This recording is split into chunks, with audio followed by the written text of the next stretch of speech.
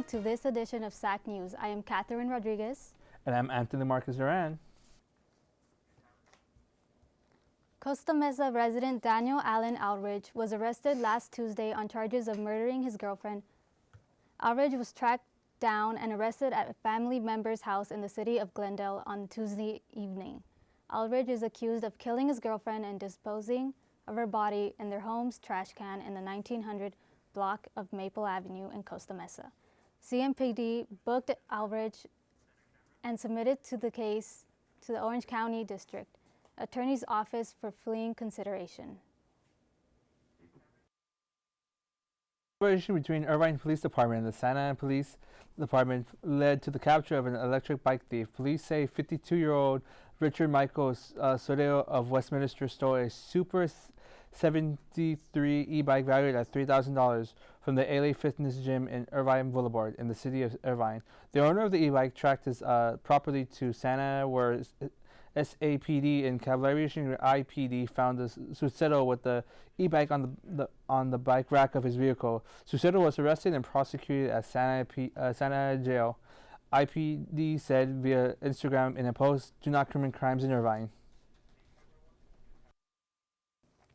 Detectives from the Collision Investigations Unit identified Eric Serafin Bahena from Santa Ana as the driver who struck Santa Ana resident Ralph Marin and fled the scene.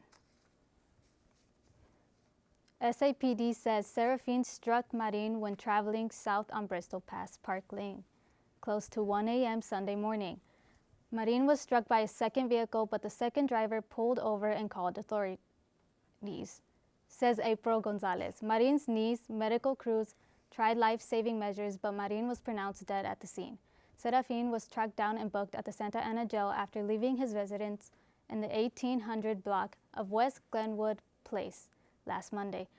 The Marin family is asking for support to pay for Marin's funeral expenses via GoFundMe and a kermes. The kermes will take place at Cabrillo Park from 10 a.m. until 7 p.m. Also, the link for the GoFundMe is on the description below.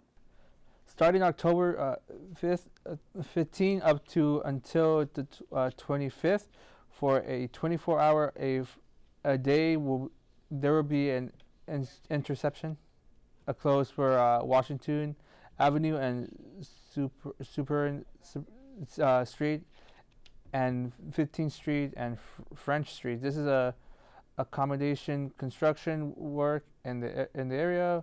Be advised to follow detour signs and use alternate routes and allow extra time for possible delays, as the lanes reduction may significantly impact the traffic flow.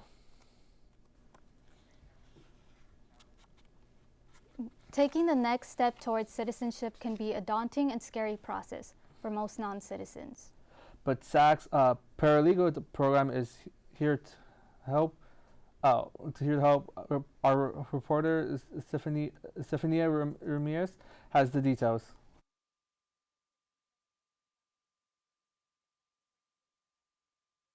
Legal help. The clinic was open to everyone of all backgrounds and to Spanish and Vietnamese speakers. Clients were helped filling out the N400 form. The event was attorney supervised with the help of paralegals. Throughout the year, we have our students, a group of committee that we come together and we plan our legal clinics. So a lot of the students, Professor Smith, our legal studies paralegal professor. Santa Ana College undocumented scholars were also there for guidance, along with Clerk, the community legal information resource and referral clinic. We offer a lot of different things. We also offer free legal services. We're partnered up with Chirla. They come once a month to provide those services, and we also have a counselor. They're literally right next to us. So we have a counselor and we also have a coordinator where he basically helps all students one-on-one. Walk-ins were welcome from 10 a.m. to 2 p.m. Attendees had the opportunity to learn more about immigration and citizenship forms with translators available. A community like Santa Ana is definitely one that can benefit a lot from the services and from becoming citizens of the United States. A lot of it is just civic engagement, different benefits that the community would be able to benefit from. So I think overall it's a good resource. They were able to pick up forms to prepare for the exams and learn about their rights. I am Stephanie Ramirez, reporting from Santa Ana College, SAC News. Thank you, Stephanie. The Thrive Center at Santa Ana College, along with CalFresh, will be verifying food vouchers from October 21st to the 25th. Sign-ups are open to all residents of Santa Ana. Eligible residents may receive up to $300 to use at any grocery store or farmers market. The option to pre-screen online is available, or you can simply walk into the Thrive Center. The deadline for sign-ups and appointments is this Friday. Residents will receive their vouchers and benefits on October 29th. For more information and resources, contact the SAC Thrive Center through email or on the phone on the screen below. Santa Ana police are on the hunt for a teen accused of... Santa Ana police are on the hunt for a teen accused of violently stabbing a man. In August, 18-year-old Evelyn Vasquez and two others were seen surrounding a male victim near Diamond Street and Fairview Street around the afternoon. The confrontation was caught on video by a bystander and went viral on social media. The victim was able to flee and the three suspects walked calmed away. If you have any information about Vasquez and his whereabouts, please contact Detective G. Carana at the number on the screen.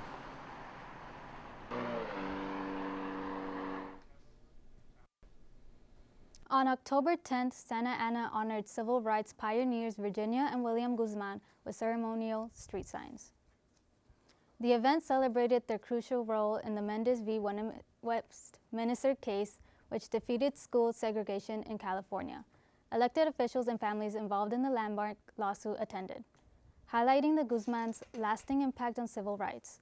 This new sign is located on Santa Ana Boulevard at Pacific and Forest Avenue and marks a historic moment for the community.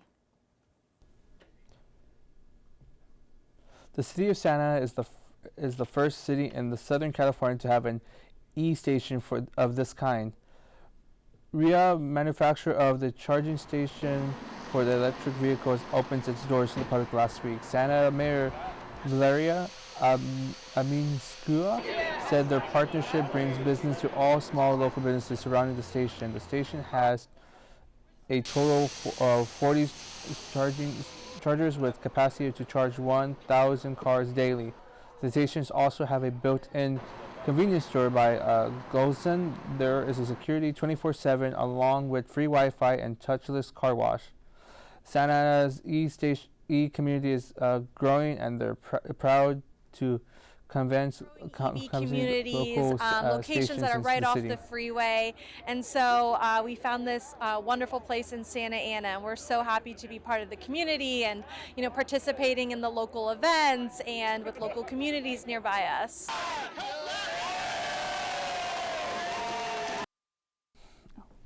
The Dodgers and Yankees are meeting in the World Series for a record 12th time. We sent our reporter Tristan Ramirez to the main campus to see students' interest in the World Series.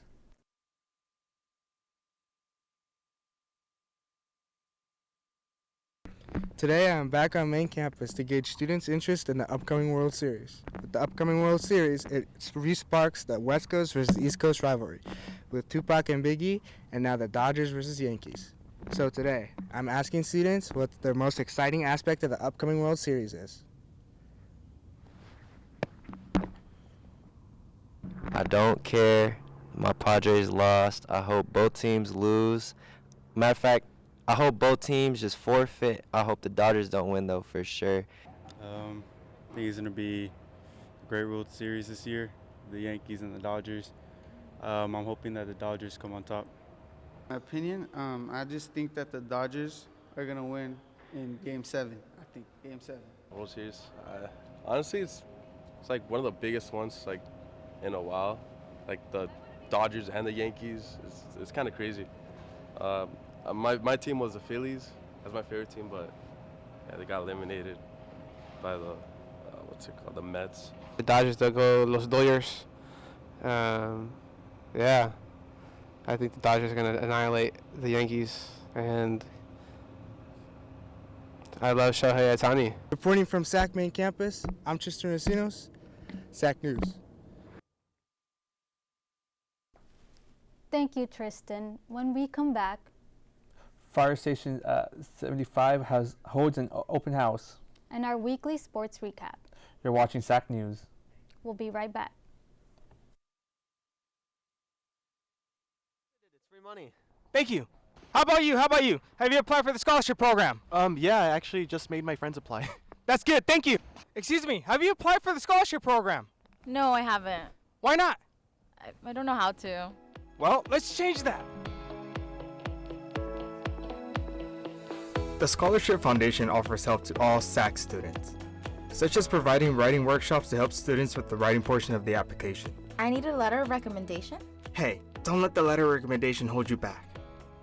A letter of recommendation can come from a professor or even a counselor. You shouldn't be afraid to ask for their help.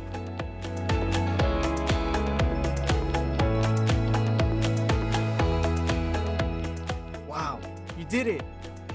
Apply today.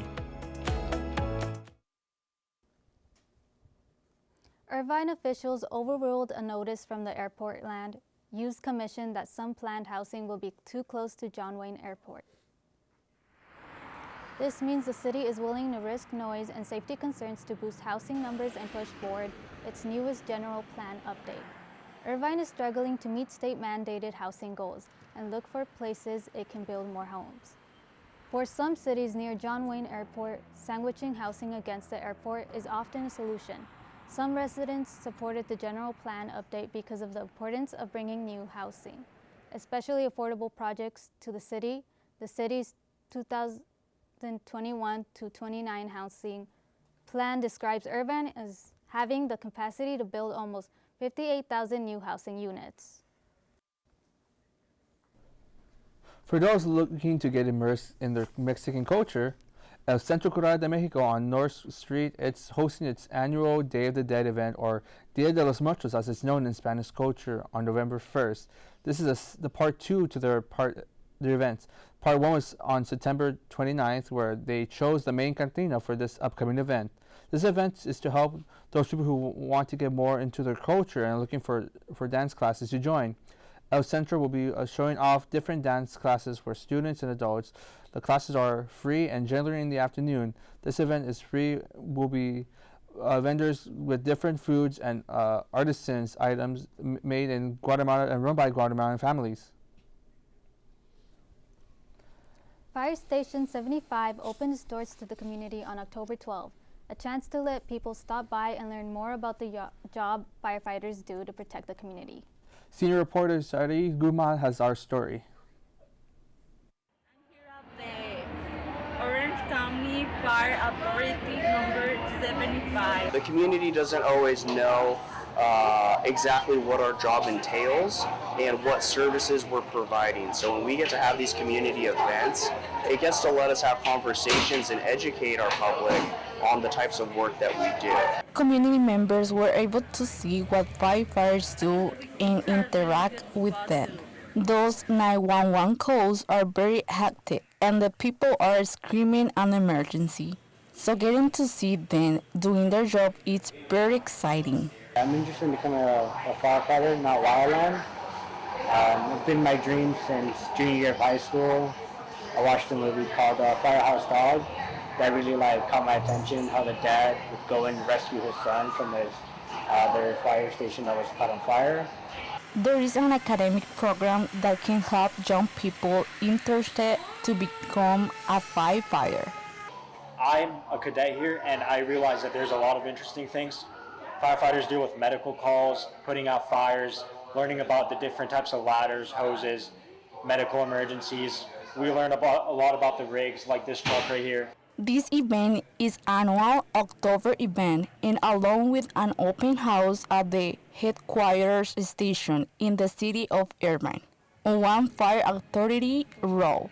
I'm Sarai reporting from SAC Student News.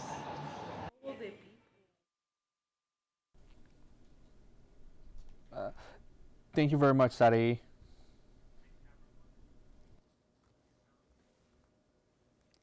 Thank you, Stephanie. Crime doesn't pay, and that includes workers' comp fraud. Laguna Niguel resident David Fish, who had already been banned for life from the California's workers' compensation system for 2 prior fraud convictions, is now facing multiple felonies along with a number of colleges. The group stole over $100 million in fraudulent billing parts of an extensive workers' comp fraud scheme. Prosecutors say the 55-year-old Fish teamed up with 78-year-old Martin Brill of Los Angeles and 61-year-old Robert Lee of Rancho Mirage to form Southern California Injured Workers, a medical management company based in Santa Ana. Officials say the trio teamed with the San Diego neurosurgeon Dr. Brijesh Tantuwaya, and over a 3-year period they collected illegal referrals from medical providers and illegally billed workers' compensation insurance companies over $100 million. The 4 stand charged of 13 felony counts total. Each is facing a minimum of 12 years in prison if convicted of all charges.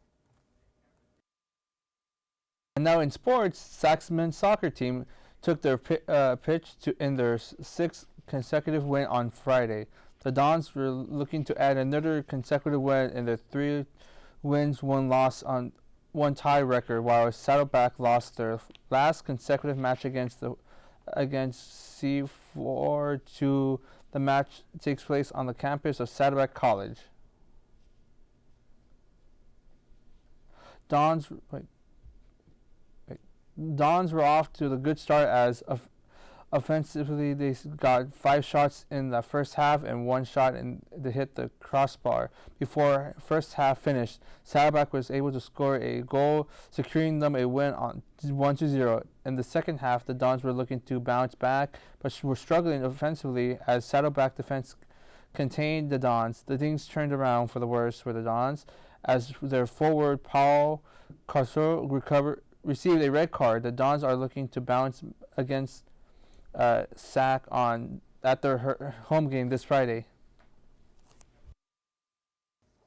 Last Friday, the Lady Dons hosted the Tigers of Riverside College in a volleyball match.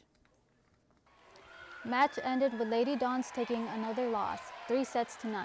As they come down towards the end of their season, Lady Dons need to turn things around. The record stands at 6 wins and 12 losses. Lady Dons host the Cypress Chargers this Friday.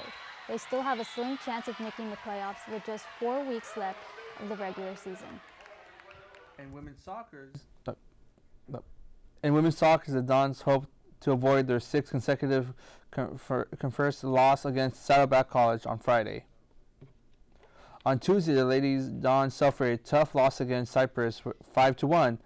The Guach took control of the game in the opening minutes. SAC goalkeepers near Rizmiz crashed into the Saddleback forward and concealed a penalty that led to Quattro taking the lead, and the Quattro scored the second goal of the game just 1 minute later, and it's held up to get 2-0. The Dons will be hitting the road looking this Friday their first win of the season against Santiago Canyon. SAC men's football played their 5th game of the season on Saturday. The Dons hope to keep their 4-game winning streak alive.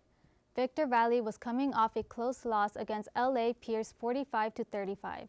Let's take it to Eddie Westfield.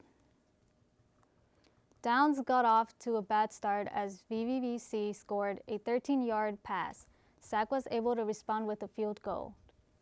Dons were struggling on both offense and defense. VVC capitalized on Dons' fumble and returned it for a 52-yard touchdown. VVC secured the win, defeating the Dons 14-10. The Dons will try to bounce back on the road when they face off against Compton College next. Let's check our gorgeous weather over the next week. Temps stay warm this weekend. Lots of the sunlight after the early morning fog burns off. We'll finally get a little cooling down later in the week, but plenty of afternoon sun. Perfect weather for the World Series baseball. That is, Katherine, if you have a $1,200 standing around room-only seats. Anthony, I heard coming into the studio this morning, parking spaces are going, we're ready, $5,000. You won't see me paying that. That's it for this edition of SAC News. Be sure to follow us on social media and watch previous episodes on SAC News on our YouTube channel.